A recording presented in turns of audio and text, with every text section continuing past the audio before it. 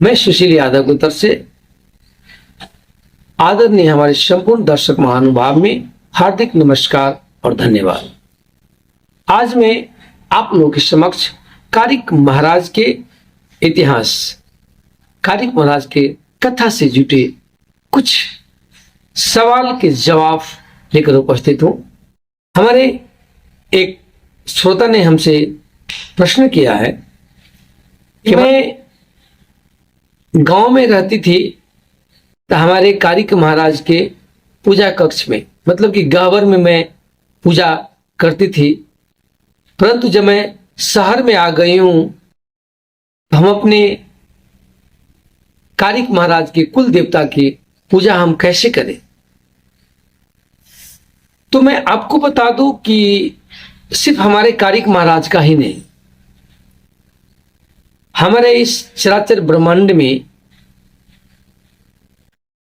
इस पृथ्वी पर बहुत सारे लोग हैं और अपने अपने कुल के मर्यादा के अनुकूल, कुल के परंपरा के अनुसार अपने अपने घर में कुल देवता को पूजा करते हैं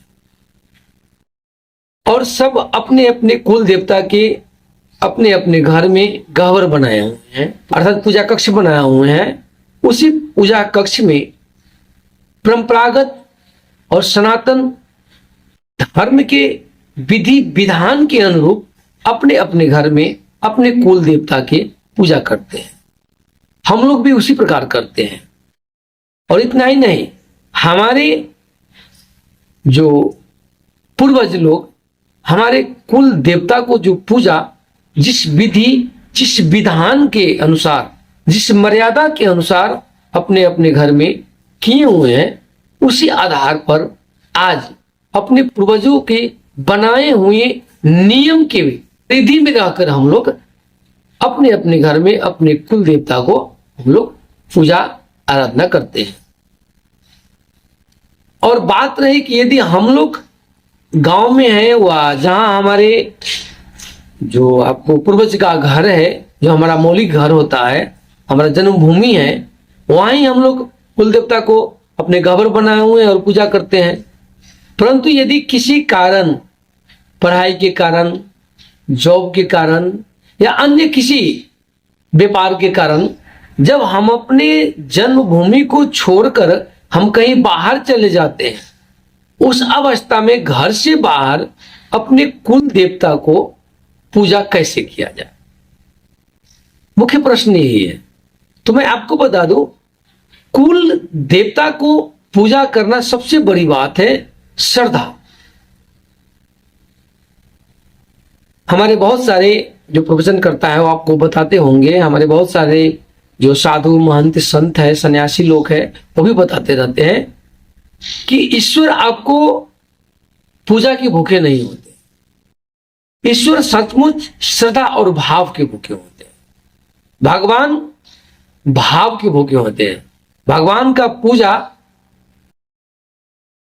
कुछ न मिले, सिर्फ आप अपने अंतरात्मा में, हृदय में भगवान का सिंहासन बनाकर उसी में भगवान को आसन दे, उसी में भगवान को बिठाकर अपने मन ही मन यदि आप पूजा कर लेते हैं, उनका नाम जाप कर लेते हैं, तो आपकी सारी जो पूजा है वो सफल हो जाता है। फिर भी हमारे सनातन धर्म में हमारे कुल परंपरा के अनुसार पूजा के कुछ विधान है जो हम लोग घर में, वह हमारा जो पूजा कक्ष होता है, हमारे घर में जो गह्वर होता है, मंदिर होता है, उसमें उसी आधार पर हम करते हैं। परंतु जब हम बाहर चले आते हैं तो उसके लिए वो सारी विधि, सारी व्यवस्थाएं, सारी विधान बाहर भी पूरा किया जाए, ऐसे संभव ही नहीं होता है और ऐसे हम कर भी नहीं पाएंगे। इसलिए वो सारे व्यवस्थाएं बाहर रखकर जरूरी है ऐसा नहीं।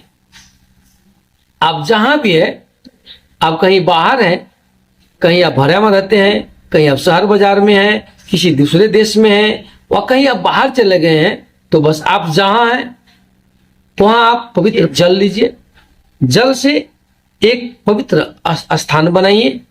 उस स्थान पे अपने कुल देवता को, आपके माता पिता कितने दिमाग को पूजा करते हैं, उस बात को स्मरण कीजिए और उतनी जगह यदि आपके पास है तो उसको उस जगह को पवित्र बनाइए, जल से लिपोत कर दीजिए। और वहां संभव है तो फूल, तुलसी, लौंग या सुपारी, आपको जो उपलब्ध वहां है उस दिमाग के आधार पर वहां आप सलामी दे दीजिए, धूप और दीप जला दीजिए और वहां ही पूजा कर लीजिए। हमारे जो कुल देवता, हमारे जो कारिक महाराज है, वो पूजा स्वीकार कर लेते हैं।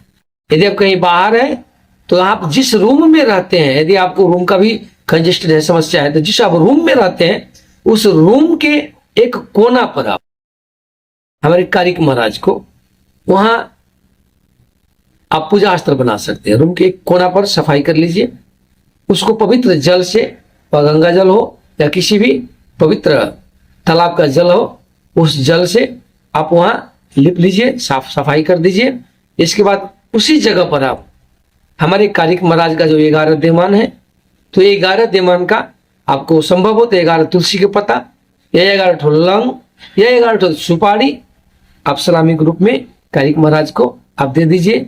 बाहर आप हनुमान जी को नाम से तुलसी और सुपारी रख दीजिए।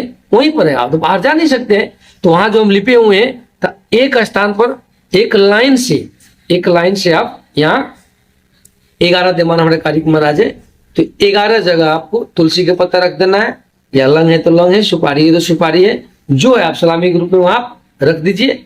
और उसके आगे वहीं पर हनुमान जी के नाम से भी आप सलामी दे दीजिए। वहीं धूप, दीप, अगरबत्ती जो आपको उपलब्ध है उसको दिखाकर हमारे कारिक महाराज को स्मरण कीजिए, हनुमान जी महाराज को स्मरण कीजिए। बस आपको कारिक महाराज वहीं खुश हो जाएंगे, आपका पूजा भी जो है स्वीकार कर लेंगे। इसमें कोई दुम्मत नहीं है। आप यदि नहीं कर रहे हैं तो आप करिए। अपने कुल देवता को पूजा करने के लिए हम घाबर में ही करेंगे, इसका कोई आवश्यकता नहीं है। यदि आप घर में हैं तो बैरागन के बैरागन घर में अपने जो गहबरे गोसाई का जो प्रिय है उसको लिप पोत कर वहां सलामी दीजिए, वहां पूजा कीजिए। यदि घर से बाहर है तो किसी भी स्थान पर आप पवित्र कर लीजिए, और पवित्र करने के बाद हमारे कारिक महाराज के नाम से और हनुमान जी के नाम से आप वही उसी स्थल पर हटाकर वहां से हनुमान जी के नाम से अभी सलामी रख दीजिए और वहां धूप लगाकर पूजा कर लीजिए।